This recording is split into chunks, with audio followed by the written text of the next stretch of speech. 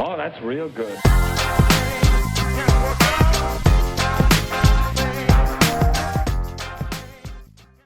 Hello everyone, and welcome to our channel Penny Lesson. We talk about everything finance, from tips on making money and proper investing to news about the different economies and situations affecting the global markets. The goal of this channel is not only to teach you how to be more financially responsible, but also to teach you how to be more aware of global events. So why not just sit back and relax while we tell you what's happening in the finance sphere? Be sure to subscribe to my channel and hit the notification bell to be constantly updated on my latest videos. Remember, one penny lesson a day keeps being penny less away. There are solid grounds for anticipating a potential collapse in faith in the US dollar and, by extension, the global monetary system. In a century, there would be 4 collapses. To recut the contract, the extensive trading and financial powers gather together to recut the contract, sit down, and discuss it.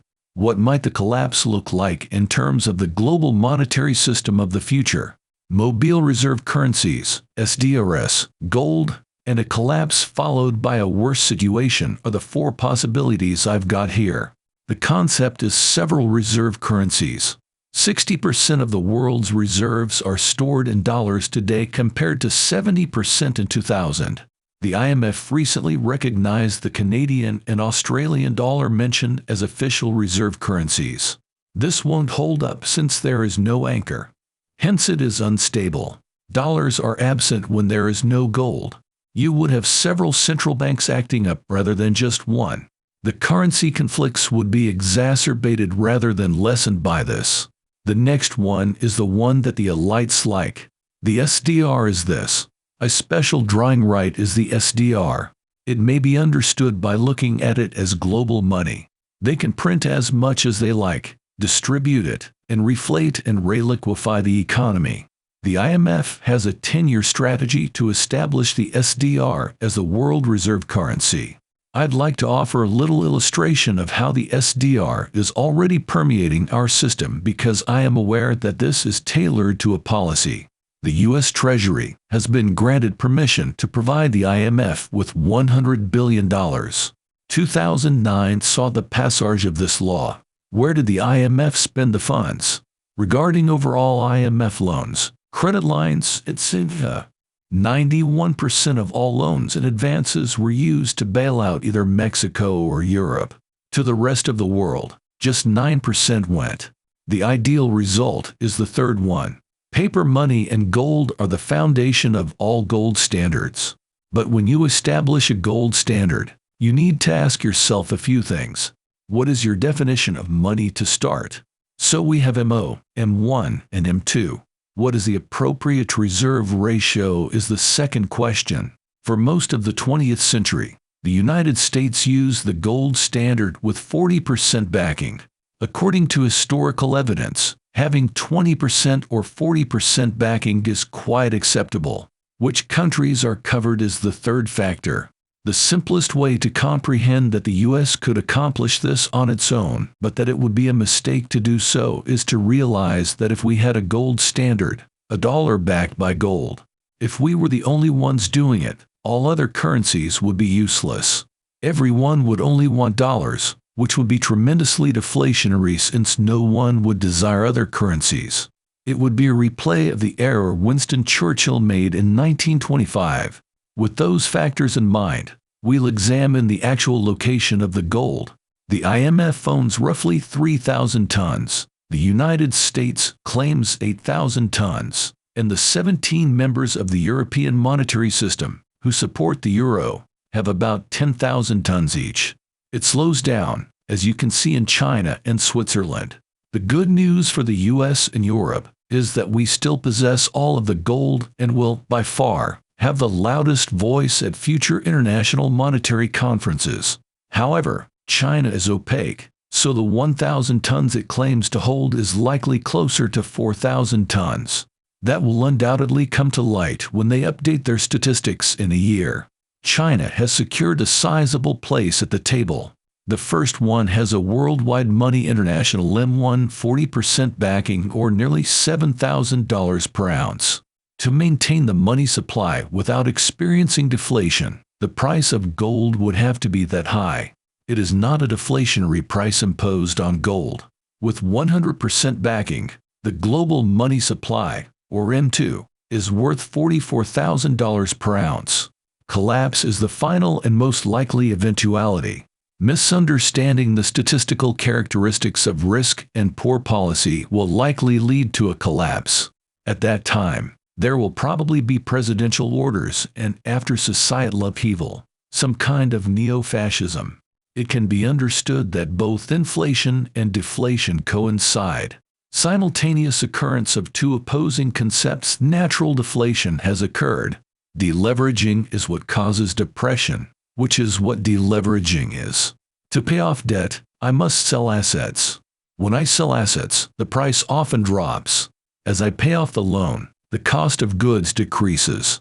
Once you have sold all of your help, prices have reached their lowest point. The economy is in a state of debt deflation, and consumers are once more shopping for deals. The cycle begins to turn. It can go a long way, and Irving Fisher wrote about it in the debt deflation cycle, a Great Depression hypothesis, in the 1920s. However, we have an idea of 5% deflation and a notional 5% inflation. In opposition to that, we have inflation coming from the policy. The inflation from policy and the deflation from deleveraging are competing and canceling each other. But it needs to be more steady. You have these two forces at work, and one will eventually win out and break. It might either break, causing much more severe deflation, or much faster inflation. Here is the fundamental thesis of the quantity theory, where the monetary policy roots come from. The first week of macroeconomics taught you all about money, but the equation is MV equals PQ, where M is your money supply, and V is merely the velocity of money. You cannot have an economy without velocity. In essence, the nominal GDP is equal to the product of the money supply, the total amount of money, and velocity, how rapidly it changes hands. There are two components to the nominal GDP and the real dollar worth of all the products and services in the economy. P represents price index inflation or deflation, while Q represents the actual portion. This, however, is psychological. To bend the velocity curve and persuade you to desire to spend more money than you are so that they can achieve spectacular development, they have to lie to you and participate in propaganda. Only then will they be able to pay off the debt. How may the velocity curve be bent? What is the policy? As I indicated, there are two methods to do it: exercise and propaganda. That's two tools. Negative, accurate rates come first. When inflation exceeds the nominal rate, actual rates are negative. That's advantageous because paying the bank back in lower currency is preferable to paying no interest if you're a borrower. That is money you receive from the bank as a borrower. In an ideal world, the Fed would predict that interest rates on the 10-year note would be 2%, inflation would be 3%, and real rates would be -1%. The other thing they want to do is provide an inflationary injection. If I promise you 2% and give you 2%, there won't be any behavior change since I perfectly match your expectations. I have to tell you a lie and show you 3% instead of the 2 I promised. You're now saying inflation is out of control. Better purchase. That alters how people act. The goal of 3% inflation is to restart the borrowing, lending, and spending machine. 3% inflation combined with 2% or 2.5% on the 10-year note is a negative interest rate that is a powerful inducement to borrow, and an inflation shock that is a decisive adjustment to spending. We can all live happily ever after if we can restore the trend of nominal GDP, make it self-sustaining, replace nominal GDP with real GDP, and repair commerce in real GDP. The Fed is attempting to do this. They will fail, but if you can encourage them and understand why they are trying to achieve something, you can help them succeed when they do. Because they'll just keep doing it until they reach what they want. Monetary policy is relatively simple to predict. What could be wrong with some deflation? That is the greatest nightmare the Fed has ever had. According to economic theory, the government believes prices are rising and falling due to inflation and deflation. The government views what seems like a typical financial process, getting a raise, not getting a raise, receiving a small benefit, or having winners and losers, as an asymmetrical relationship between inflation and deflation. For example, imagine you earn $100,000 yearly, and your boss gives you a $10,000 raise while prices remain the same.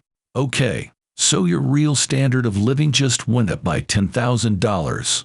Prices are the same, but the government comes along and takes away $5,000, leaving you with the remaining $5,000. However, imagine the opposite scenario. You make $100,000 yearly and don't get a raise. If prices drop by 10%, your standard of living goes up by $10,000. However, your salary stayed the same. Well, there you have it. A quick guide on how to make it through the 2023 recession. What do you think? Let me know your thoughts in the comments below. Wow, was that news? Why not ponder it? Want to know the latest? Comment if you want more articles like this. This video is just one of many videos on my channel that brings you the latest news about the world of global finance and economics. So go hit that subscribe button if you don't miss out on content like these. If you enjoyed this video, please hit the like button. Thank you for all your support, and I'll see you again next time. Remember, 1 penny lesson a day keeps being penny less away. Cheers.